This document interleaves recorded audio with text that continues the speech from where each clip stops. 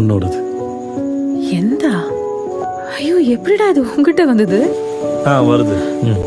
அப்படியே அது கால் முளைச்சு திருணும் கொஞ்சம் ஞாபகமாக இருக்கட்டும்.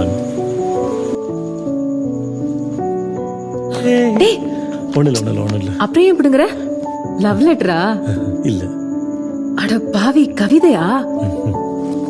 என்ன பத்தியா? டேய், என்ன பத்திலாம் யாரா கவிதை எழுத போறா? நீ எழுதினாதான் உண்டு. சரி, நீயே படி.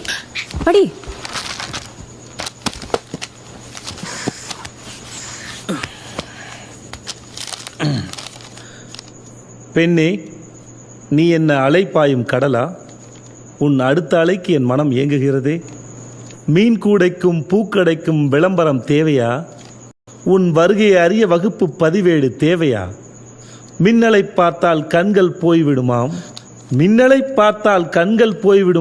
உன் கண்களை பார்த்தால்தான் எனக்குள் மின்னல் போகிறது. உன் கண்களை பார்த்தால்தான் எனக்குள் மின்னலே போகிறது.